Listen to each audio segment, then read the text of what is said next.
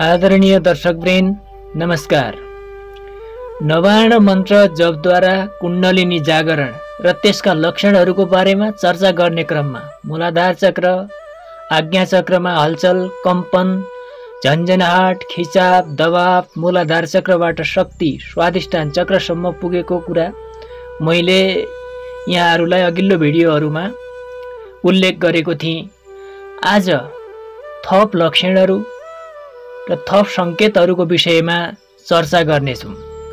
जुन मेरो अनुभूति भएको थियो, जुन अनुभव भएको थियो, त्यसको विषयमा चर्चा गर्नेछौँ। कृपया भिडियो 1 अलौकिक शक्तिको चर्चाको विषयमा केन्द्रित हुनेछ, त्यसैले स्किप नगरिकन पुरै भिडियो हेर्नुहोला, यो म यहाँहरूलाई आग्रह गर्न चाहन्छु। किनकि यहाँहरूको पनि जुन साधनाको क्रममा काम लाग्ने खालको हुनेछ, साधना गर्नुहुन्छ भने र गर्ने विचारमा हुनुहुन्छ भने यहाँहरूलाई पनि काम लाग्ने हुनेछ। यदि यो कुराहरू थाहा भएन भने पनि हामीलाई ठुलो घाटा हुँदो रहेछ, क्षति हुँदो रहेछ, बिचैमा चाहिँ साधना छुट्दो रहेछ, छुट्ने स्थिति पनि आउँदो रहेछ, डर जस्तो लाग्ने आदि इत्यादि पनि हुँदो रहेछ। यस्तो मलाई किन भइरहेको छ भन्ने परिस्थिति सिर्जना हुँदो रहेछ। त्यसैले यो विषयमा जानकारी हुनु नितान्त आवश्यक हुँदो रहेछ। त्यसैले अब ढिलो नगरिकन लाउनुहोस्, अब कुण्डलिनी जागरणका थप अनुभवहरूका विषयमा चाहिँ चर्चा गरौँ। 4 लाखदेखि 6 लाखको सङ्ख्यामा जब मन्त्रको सङ्ख्या जप सङ्ख्या पुगेको थियो, त्यस समयमा के अनुभव भयो भन्ने कुरा मैले आज बताउनेछु। नम्बर 1, अश्विनी मुद्रा आफै लाग्न थाल्छ। अश्विनी मुद्रा यानि कि मलद्वारमा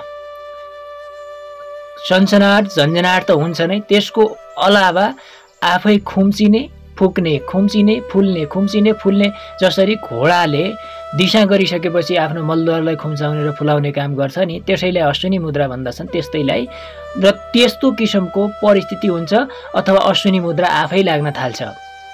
र अर्को सहस्रसार चक्र, तालुमा चाहिँ खिचाव हुन्छ, त्यहाँ भाइब्रेसन हुन्छ, एक प्रकारको विभिन्न किसिमको गतिविधिहरू सहस्रसार चक्रमा पनि हुन थाल्छ। अन्य चक्रहरूमा पनि हुन्छ, सहस्रसार चक्रमा त्यसपछि विशेष तरिकाले हुन थाल्छ। मेरुदण्डको तलको भाग जो अन्तिम भाग छ, मूलाधार चक्रदेखि विशुद्ध चक्रसम्म जुन ऊर्जा छ, त्यो ऊर्जा चाहिँ माथि प्रवाहित भएको अनुभव हुन्छ। एक निश्चित मार्गमा हिँडिरहेको छ, त्यहाँबाट माथि उठिरहेको छ भन्ने अनुभूति हुन्छ। र त्यसको साथसाथै शरीर पनि माथि उठेको, आकाशमा गएको, जमिनमा बसेको जस्तो लाग्दैन, माथि उठेको अनुभूति हुन्छ। र अर्को चाहिँ सम्भोगबाट जुन सुख प्राप्त हुन्छ, त्यस्तै खालको सुख पेटदेखि हृदयसम्म मेरुदण्डतिर निरन्तर भइरहन्छ। निरन्तर रूपले सम्भोग सुख मेरुदण्डमा हुन थाल्छ, अथवा यो के भन्छ तल स्वाधिष्ठान चक्रभन्दा माथितिर हुन थाल्छ, त्यो सुख निरन्तर रूपले भइरहेको हुन्छ। अनि अर्को चाहिँ नाभि क्षेत्रमा कम्पन हुन्छ, गुदगुदाहट हुन्छ। नाभि क्षेत्र अथवा पेटभित्र जस्तो लाग्छ, त्यस्तो ठाउँमा चाहिँ एकदमै कम्पन भएको, गुदगुदाहट भएको। त्यसै गरेर चाहिँ मूलाधार चक्रमा पनि त्यस्तै किसिमको गुदगुदाहट र कम्पन हुन्छ। जुन चक्रमा हामी ध्यान केन्द्रित गर्न थाल्छौँ, त्यही केन्द्रमा चाहिँ ऊर्जा केन्द्रित हुन्छ र त्यही एक किसिमको खिचाव र दबाव जस्तो महसुस हुन थाल्दछ। अनि यसको साथसाथै मेरुदण्डको भागमा दुखाइ जस्तो हुन्छ।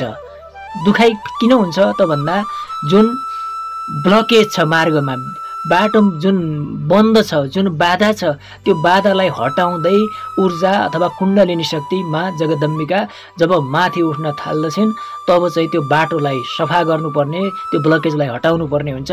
त्यसै कारणले त्यहाँ दुखाइ जस्तो पनि अनुभूति हुन्छ। र यीको साथसाथै चाहिँ अनुहारमा एक प्रकारको हावाको झौका आउँछ, शीतलता। त्यो अनुहारको सबै भागमा एकसाथ हुँदैन, एक भागबाट बिस्तार बिस्तार अन्य भागमा पनि क्रमशः सरिरहेको अनुभूति हुन्छ। यी भन्दा अन्य किसिमको अनुभूतिहरू र अनुभवहरू पनि हुन्छन्। र यी केवल मैले अहिलेसम्म शारीरिक अनुभवको विषयमा बताएको छु। यसपछि कर्मशः मानसिक अनुभवहरू के भए, नाद अथवा ध्वनिको विषयमा पनि म यहाँहरूसँग चर्चा गर्नेछु, सेयर गर्नेछु। स्वप्नका अनुभवहरू, स्वप्नमा माताको दर्शनका विषयमा कुराहरू, अनि वातावरणीय अनुभवहरू, वातावरणमा के कस्तो किसिमको प्रभाव पर्छ, यो नकारात्मक नेगेटिभ शक्ति जुन हुन्छ त्यसले चाहिँ हामीलाई कसरी बाधा गर्छ, त्यसले कसरी रोक्न खोज्छ, परिवारमा के कस्तो किसिमको परिस्थिति सिर्जना हुन्छ भन्ने कुराहरू पनि म आगामी भिडियोमा बताउँदै जानेछु। कृपया भिडियो हेर्दै गर्नुहोला, साथै लाइक, सेयर र सब्स्क्राइब गर्न पनि नभुल्नुहोला। यति भन्दै आजको लागि यो भिडियो यति नै बन्द गर्दछु। धन्यवाद।